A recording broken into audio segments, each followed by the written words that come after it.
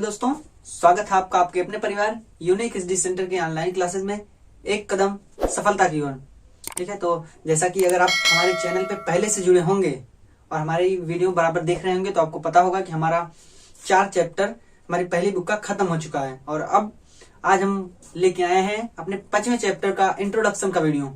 ठीक है, यानी 5वें चैप्टर के जो हमारा 5वां यूनिट होगा, यूनिट नंबर 5, उसका जो उसके अंतर्गत हमको जिन चीजों को पढ़ना है उनका परिचय कराने के लिए आप ये वाली वीडियो होगी कि इसमें हम किन चीजों को पढ़ेंगे। ठीक है, तो जैसे बता दें तो हम अपना पहला चैप्टर हमने पढ़ा था रसायन विज्ञान की कुछ मूल अवधारणाएं, यानी some basic concept of chemistry. ठीक है, दूसरा चैप्टर हमने पढ़ा था परमाणु की संरचना यानी कि एटॉमिक स्ट्रक्चर। तीसरा चैप्टर हमने पढ़ा था तत्वों का वर्गीकरण एवं गुणधर्मों में आवर्तिता। ठीक है, और इसी तरीके से हमने चौथा चैप्टर पढ़ा था रासायनिक आबंधन तथा आणविक संरचना। और इन चारों चैप्टर्स को पढ़ने के बाद आज हम पहुंचे अपने 5वें चैप्टर पे, जिसका नाम है स्टेट्स ऑफ मैटर यानी कि द्रव्य की अवस्थाएं। ठीक है, तो बात करें तो यहाँ पहुंचने से पहले यानी द्रव्य की अवस्थाओं को शुरू करने से पहले कुछ चर्चा हो जाए। ठीक है, जो कि हमने अपने पिछले चारों चैप्टर्स में पढ़ा है पीछे वाले में। हाँ, एक बात और कि अगर जो हमारे चैनल पे नए हों तो सबसे पहले तो वो चैनल को सब्सक्राइब कर लीजिए और वीडियो में अंत तक बने रहिएगा। ठीक है, आपको पूरा समझ में आ जाएगी कौन सी चीजें हमको इस चैप्टर में पढ़नी है। ठीक, तो बात करें पदार्थ की अवस्थाएं, तो पदार्थ की अवस्था को जानने से पहले आपको बता दूं कि हमको इस चैप्टर में मुख्यतः देखा जाए तो गैस और लिक्विड यानी कि द्रव अवस्था और गैस अवस्था, इन्हीं दोनों के बारे में पढ़ना है। बाकी जो ठोस अवस्था हमारी बचेगी उसको हम अपने कक्षा 12 में यानी क्लास 12th में पढ़ेंगे। ठीक है, तो बात करें द्रव्य की अवस्था, तो इसको जानने से पहले बता दें कि जैसे हमारे आसपास परिवर्तन होते हैं, परिवर्तन का नाम आपने सुना होगा, रासायनिक परिवर्तन, भौतिक परिवर्तन। ठीक है, तो बात करें तो रसायन विज्ञान में हम जनरली रासायनिक परिवर्तनों की ही बात करते हैं, लेकिन ये जो रासायनिक परिवर्तन होता है, किसी भी पदार्थ का एक रूप से दूसरे रूप में बदल जाना, ठीक है, यानी तो ये इसका जो दर होता है रासायनिक परिवर्तन जो डिपेंड करती है किस पे, वो भौतिक अवस्था पे। ठीक है, ऐसा नहीं कि रासायनिक अवस्था पे, वो भौतिक अवस्था पे डिपेंड करती है कि वो किस स्पीड से या किस वेग से दूसरे रूप में परिवर्तित होगा। ठीक है, इसलिए हमको कुछ नियमों को जानना होता है कि कंट्रोल यानी उनको कहें तो उन पे आधारित हो ना, कुछ नियम होंगे जिसके थ्रू ही हम उनको डिफाइन कहें तो वो कोई क्रिया करेंगे ना। जैसे कहा गया है पदार्थ की विभिन्न अवस्थाओं को नियंत्रित करने वाले भौतिक नियमों को जानना जरूरी है ना, वही ना। पदार्थ की विभिन्न अवस्थाओं को नियंत्रित करने वाले, जैसे ठोस अवस्था हो गई, गैस अवस्था हो गई, हमारी द्रव अवस्था होगी, तो इनको नियंत्रित करने वाले जो नियम होंगे उनका जानना तो हमारे लिए बहुत जरूरी है, तभी हम आगे पढ़ सकते हैं। ठीक है, तो बात करें इन्हीं सब के बारे में हमको इस चैप्टर में अपने देखना है द्रव्य की अवस्थाओं में कि द्रव्य की कौन कौन सी अवस्था होती है। मैंने पहले बताया था मुख्यतः हमको गैस अवस्था और द्रव अवस्था, इन्हीं दोनों के बारे में इसमें पढ़ना है। ठीक है, तो चलिए देर न करते हुए हम शुरू करते हैं कि कौन कौन सी बातें या कौन कौन से टॉपिक हमको इस चैप्टर में किस क्रम से पढ़ने हैं। ठीक है, चलिए सबसे पहले तो चैप्टर है हमारा द्रव्य की अवस्थाएं यानी यूनिट नंबर 5 यानी यूनिट 5 स्टेट्स ऑफ मैटर। ठीक है, तो देखिए पहले हम लोगों ने अभी तक पढ़ा क्या, हमने 4 चैप्टर हमने पढ़ा है, उसमें हमने जो कहें तो फंडामेंटल चीजें थी, बेसिक चीजें थी, किसी परमाणु के लिए, अणु के लिए, है ना, इन चीजों को हमने पढ़ा है। तो उन्हीं चीजों को भाई बेसिक चीजें थी, अणु परमाणु तो पढ़ लिया, लेकिन अब उनके मिलने से द्रव कब होगा, कब उनके मिलने से गैस होगा, कब उनके होने से ठोस होगा, इन चीजों को जानना है ना। ठीक है, तो देखिए किस तरीके से वो होते हैं। तो पहले तो चैप्टर हमारा द्रव्य की अवस्थाएं, इसमें हमको पहला टॉपिक हमारा पढ़ना है इंटरमॉलिक्यूलर फोर्सेज। इंटरमॉलिक्यूलर फोर्सेज यानी जिसका नाम होगा अंतरा आणविक बल। ठीक है, हम देखेंगे किस तरीके से अणुओं के बीच में बल लग रहा है, चाहे वो अट्रैक्शन हो यानी आकर्षण बल हो या प्रतिकर्षण बल हो, कुछ भी हो सकता है ना। तो हम पढ़ेंगे पहले पॉइंट यानी पहला टॉपिक जिसका होगा इंटरमॉलिक्यूलर फोर्सेज, अंतरा आणविक बल। और इस टॉपिक के अंदर हमको कुछ महत्वपूर्ण बलों के बारे में पढ़ना है, यानी बहुत महत्वपूर्ण फोर्सेज के बारे में पढ़ना है। ठीक है, जैसे बात करें तो फोर्सेज कौन कौन से हैं, देखिए इसमें हमको पहला पॉइंट पढ़ना है डिस्पर्सन फोर्स और लंदन फोर्स। क्या, डिस्पर्सन फोर्सेज और लंदन फोर्सेज यानी जिसको हम बोलते हैं प्रकीर्णन बल अथवा लंदन बल। ठीक है, तो इसको हम देखेंगे कि ये प्रकीर्णन बल क्या होता है या फिर लंदन बल क्या होता है। ठीक है, इस टॉपिक में। दूसरा होगा हमारा डाइपोल फोर्सेस, यानी कि द्विध्रुव बल। हम देखेंगे किस तरीके से जब द्विध्रुव का मतलब जानते हैं ना, पिछले चैप्टर में हमने द्विध्रुव पे काफी चर्चा की है, ठीक है, द्विध्रुव आघूर्ण, जिसको डाइपोल मोमेंट, ठीक है। तो हम देखेंगे किस तरीके से दो ध्रुवों के बीच में बल लगेगा, या वो आकर्षण बल लगे या वो प्रतिकर्षण बल लगे, हम इसी में देखेंगे, ठीक है। इसमें एक चीज और आपको आएगी, वांडरवाल फोर्स, आपने नाम हो सकता है सुना हो, वांडरवाल बल, ठीक है, उसको हम देखेंगे। और देखिए उसके बाद बात आएगी डाइपोल इंड्यूस्ड डाइपोल फोर्सेज, यानी द्विध्रुव और प्रेरित द्विध्रुव बल। तो प्रेरित द्विध्रुव क्या होता है, द्विध्रुव तो पता है दो ध्रुव होंगे, और प्रेरित द्विध्रुव भी उसी तरीके से एक द्विध्रुव के होने के कारण कोई दूसरा मालिक्यूल यानी कोई दूसरा अणु भी द्विध्रुव की तरह व्यवहार करता है, तो उसी को हम बोलते हैं प्रेरित द्विध्रुव, ठीक है। यानी प्रेरण के कारण वो द्विध्रुव बन गया, यानी उसमें दो पोल बन गए, ठीक है। तो ये होगा हमारा द्विध्रुव प्रेरित द्विध्रुव बल। और हम होगा हमारा चौथा पॉइंट इसमें हाइड्रोजन बॉन्ड। हाइड्रोजन बॉन्ड तो पिछले वीडियो, यानी जो पिछला वीडियो था, यानी चौथे चैप्टर का लास्ट वाला वीडियो, उसमें हमने हाइड्रोजन आबंध के बारे में बहुत अच्छे से चर्चा की है, ठीक है। तो उसी हाइड्रोजन आबंध को हमको यहाँ पे भी पढ़ना होगा, ठीक है। तो ये पहले टॉपिक में हम लोग पढ़ेंगे। फिर हमारा दूसरा टॉपिक होगा थर्मल एनर्जी। थर्मल से समझ में आया होगा, हीट से संबंधित होगा, कुछ ताप से, ठीक है, उष्मा से। तो थर्मल एनर्जी यानी उष्मीय ऊर्जा। हम देखेंगे कि जो पदार्थ यानी जो लिक्विड या गैस होते हैं उनकी उष्मीय ऊर्जा किस प्रकार से होती है, ठीक है, यानी थर्मल एनर्जी किस प्रकार से होती है। तो थर्मल एनर्जी मतलब, थर्मल एनर्जी क्या होती है, उष्मीय ऊर्जा। तो उष्मीय ऊर्जा मतलब कहने का कि जब किसी पदार्थ को कुछ ताप दिया जाता है, तब जो उसके मॉलिक्यूल या कहें तो एटम होते हैं, वो जिस गति से गति करते हैं, उसके कारण जो ऊर्जा होती है उसी को उष्मीय ऊर्जा बोला जाता है, उसी को थर्मल एनर्जी बोला जाता है। जब हम इस टॉपिक पर पहुंचेंगे तो इस पे विस्तार से चर्चा होगी, ठीक है। और फिर होगा देखिए intermolecular forces versus thermal interaction, यानी intermolecular forces versus thermal interaction.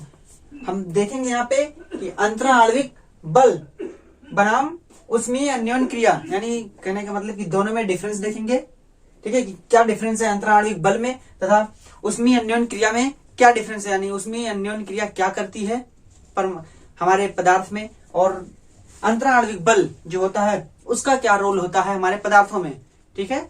तो ये 3 टॉपिक, भी और भी टॉपिक है, तो हम देखते हैं कि आगे कौन कौन से टॉपिक हैं इसमें। देखिए यानी 3 टॉपिक हो गए। चौथा टॉपिक देखिए हमारा क्या होगा, चौथा टॉपिक है द गैसियस स्टेट। क्या, द गैसियस स्टेट, यानी कि गैसीय अवस्था। हमने कहा था ना पहले ही कि हम इसमें मुख्यतः गैसियस स्टेट को ही पढ़ेंगे, ठीक है। तो हम देखेंगे गैसियस अवस्था क्या होती है, जब कोई मॉलिक्यूल या कोई पदार्थ गैसियस स्टेट में होता है तब उसके पास कौन कौन सी प्रॉपर्टीज होती हैं, उसके अणु किस प्रकार से होते हैं, उनमें बल कैसा लगता है, उनके अणु गति किस तरीके से करते हैं, ठीक है।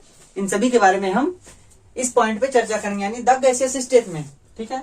फिर अगला पॉइंट हमारा होगा द गैस लॉ, यानी कि अब वही ना कि गैसियस स्टेट तो हो गया, लेकिन अब बारी आएगी गैस लॉ। किसी भी गैस के लिए नियम क्या होगा, कौन से लॉज होंगे, ठीक है। तो उसमें हम चर्चा करेंगे इसमें गैस के नियम में। तो मुख्यतः 4 लॉज हैं गैस के लिए, ठीक है। तो उनमें देखेंगे कौन कौन से लॉज, आप हो सकता है इनसे परिचित भी हो, नाम तो सुना ही होगा, ठीक है। तो देखिए पहला लॉ हम पढ़ेंगे इसमें बॉयल लॉ, यानी बॉयल का नियम। तो बॉयल क्या कहते हैं, बॉयल जैसे बात करें तो आपको समीकरण पता हो तो ये समीकरण होता है PV=RT, या यहाँ पे छोटा सा लग जाता है स्मॉल n, जो मात्रा होती है, ठीक है।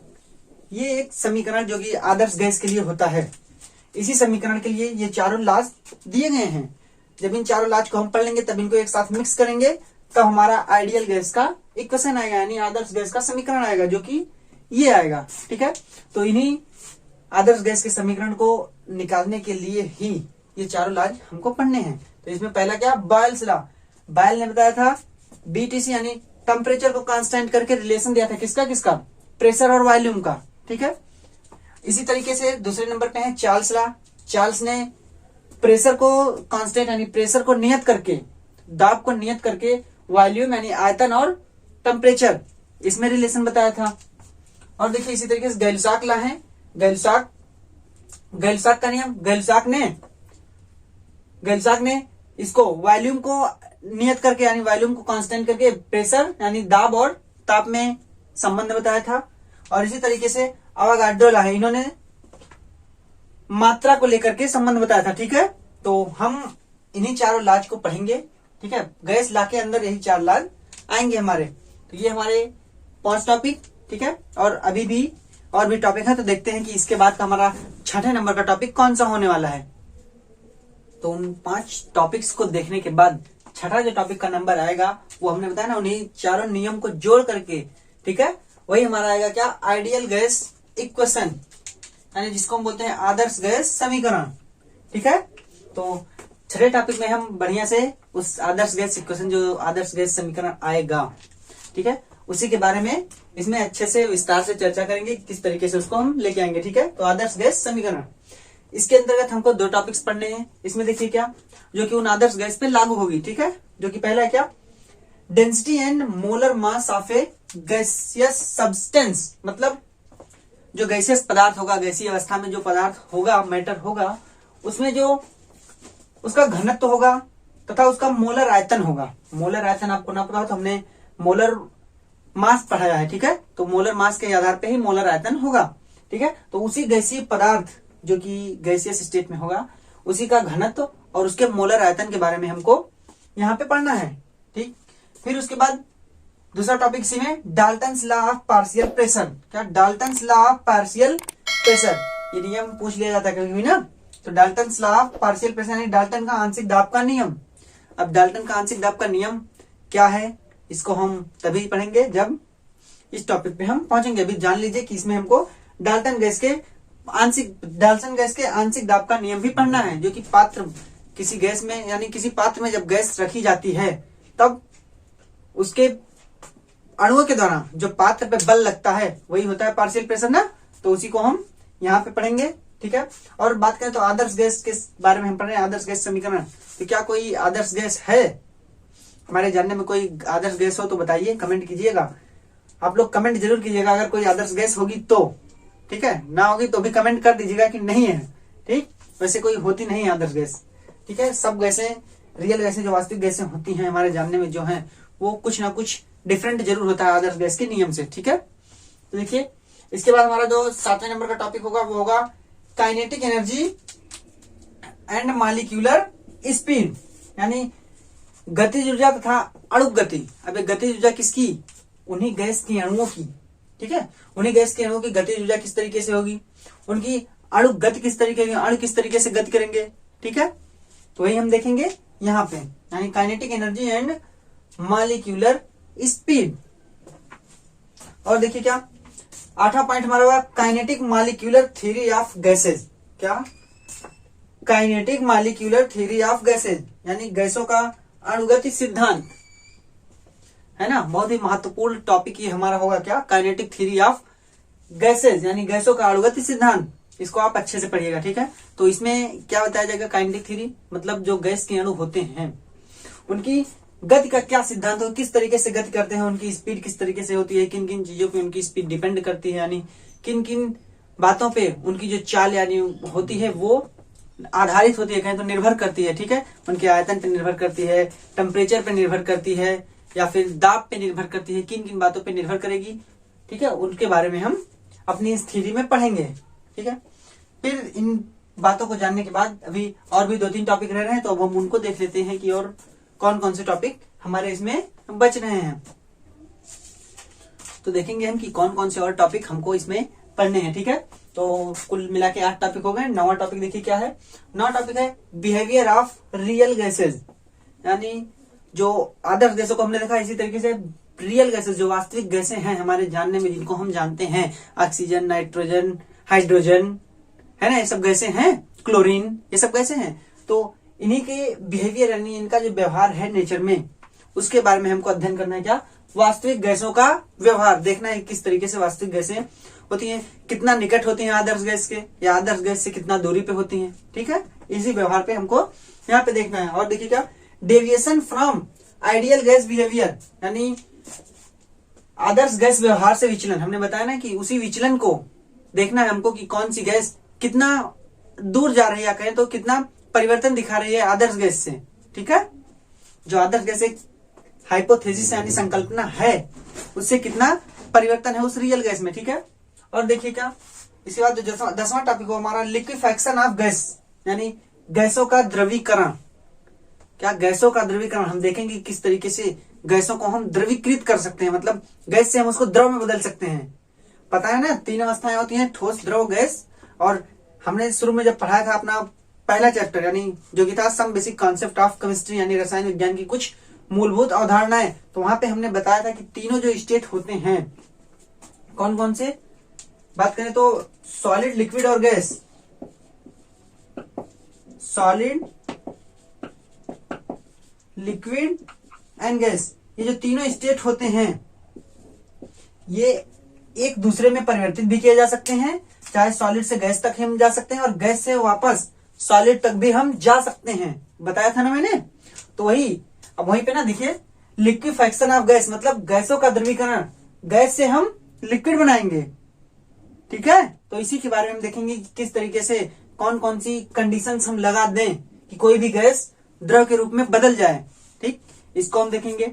और कौन कौन सी भाई बहुत कुछ अवस्थाएं तो होंगी जिनको हम कंडीशंस लगाएंगे, जैसे ताप हुआ, दाब हुआ, ठीक है, ये सब चीजें होंगी ना।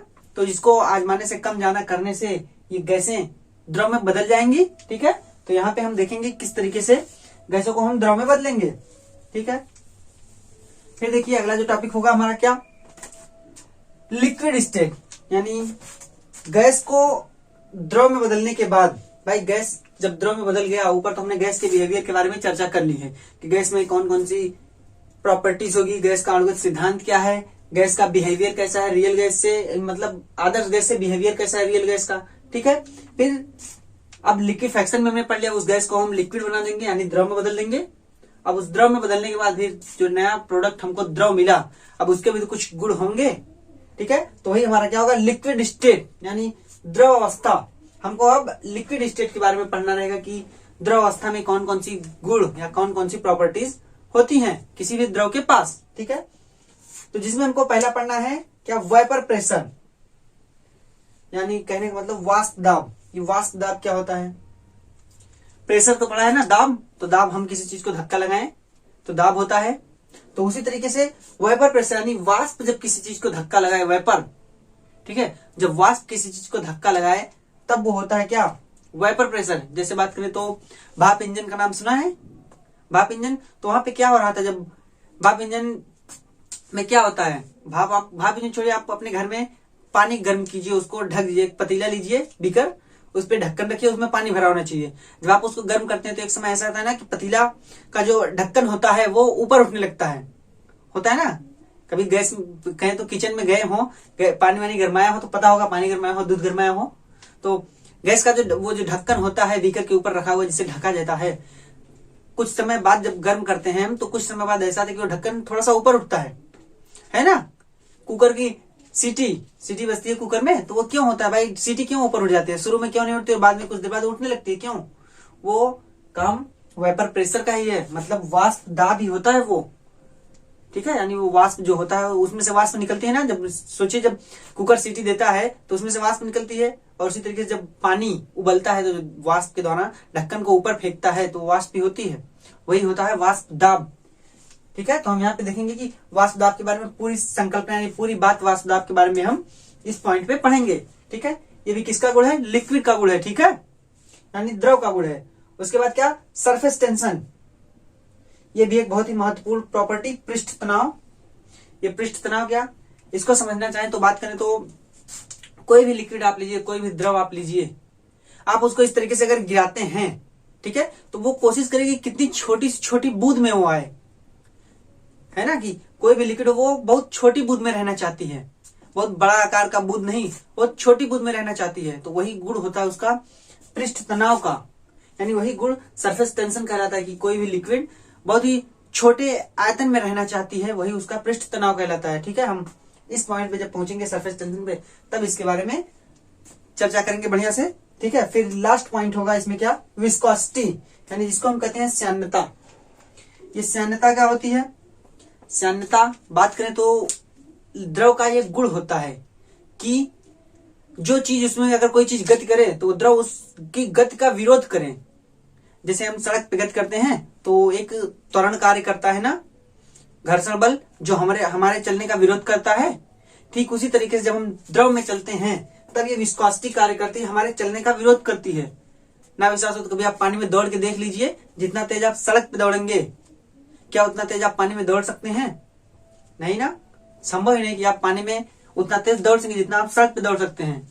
तो वही कि पानी एक बल लगाता है हमारे ऊपर कि आप दौड़िए नहीं, ठीक है, यानी दौड़ पे हमारी वेग पे बल लगाता है। तो वही होता है विस्कोसिटी, यही द्रव का यही गुण विस्कोसिटी कहलाता है। ठीक है, विस्कोसिटी यानी श्यानता, ये हर द्रव में होता है, ये भी हर द्रव में। सरफेस टेंशन भी हर कोई द्रव चाहता है जितनी उसकी क्षमता होती है वो उतना कम आयतन में रहना चाहता है। और ये विस्कोसिटी भी हर कोई द्रव लगाता है। जो द्रव गाढ़ा होगा, कहने मतलब जो सांद्र होगा वो ज्यादा सान्यता रखेगा, ठीक है। जो हल्का होगा जैसे पानी मान लीजिए तो वो कम सान्यता रखेगा, ठीक। तो यही होता है विस्कोसिटी, ठीक है। तो लिक्विड स्टेट यानी द्रव अवस्था में हमको इन द्रव की 3 properties, vapour pressure, surface tension, viscosity यानी कि वाष्प दाब, पृष्ठ तनाव और सान्यता, इन्हीं 3 बातों को हमको इस लिक्विड स्टेट में पढ़ना है। तो बात रही पूरी, यानी द्रव की अवस्थाओं में हमको टोटल यही 11 टॉपिक्स पढ़ने हैं, ठीक है। इन्हीं 11 टॉपिक्स में ही हम समझ जाएंगे कि द्रव की तीनों अवस्थाएं जो होती हैं, जिसमें मुख्यतः गैस और द्रव के बारे में हमको इसमें पढ़ना है। हम जान जाएंगे कि गैसों का व्यवहार किस तरीके से होता है, किस तरीके से गैसें द्रवीकृत की जाती हैं, किस तरीके से गैस के नियम किस तरीके से है, गैसों का आणुगत सिद्धांत किस रूप में है, उनके अणुओं की गतिज ऊर्जा किस प्रकार से होती है, ठीक है। हम अंतराणुक आकर्षण बलों को इस चैप्टर में पढ़ेंगे ना, अंतराणुक आकर्षण बल को देखेंगे, ठीक, जिसमें हम London force, dipole force, dipole induced dipole force, hydrogen bond जो कि हमने पिछले वीडियो में पढ़ा है, इसको भी पढ़ेंगे। फिर हम उसमें ऊर्जा जानेंगे, इसी चैप्टर में क्या होती है उसमें ऊर्जा। और फिर है हमारा अंतराणुक बल वर्सेज उसमें अन्योन्य क्रिया। फिर गैसीय अवस्था, गैसों के नियम जिसमें Boyle's law, Charles's law, Gay-Lussac's law और हमारा होगा अवागाड्रो लॉ, ठीक है। फिर इसी तरीके से आदर्श गैस पढ़ेंगे हम कि आइडियल गैस क्या होता है। फिर हम उसी में पढ़ेंगे डाल्टन का पार्शियल प्रेशर का नियम। फिर पढ़ेंगे हम kinetic energy and molecular speed, यानी कि गतिज ऊर्जा था अणुक गति, और उसके बाद गैसों का अणुगत सिद्धांत यानी मॉलिक्यूल कहे तो kinetic molecular theory of gases, ठीक है, ये पढ़ेंगे। और फिर वास्तविक गैसों का व्यवहार यानी कि बिहेवियर ऑफ रियल गैस। उसके बाद ये 4 टॉपिक्स, यानी ये सब कुल मिला के 11 टॉपिक सबको इसमें पढ़ने हैं, ठीक है। तो ये बात रही पूरी कि अब इतने ही टॉपिक को हमको पढ़ना है। वैसे ये वीडियो हमारा इंट्रोडक्शन का ही था, यूनिट नंबर 5, जिसमें पूरा का पूरा परिचय आपका चैप्टर से हो चुका है कि इस चैप्टर के अंतर्गत हमको कौन कौन सी बातें जाननी है, ठीक है। तो उम्मीद करता हूँ कि आपको परिचय अच्छे से समझ में आएगा, कौन कौन से टॉपिक हमको पढ़ने हैं, ठीक। और अगर आप हमारे चैनल पे नए हो तो हमारे चैनल को सब्सक्राइब कीजिए, वीडियो को लाइक भी कीजिए और ज्यादा से ज्यादा लोगों के पास शेयर कीजिए, ठीक है। तो अभी तक के लिए इस वीडियो में बस इतना ही, मिलते हैं अपने अगले वीडियो के साथ, तब तक के लिए धन्यवाद।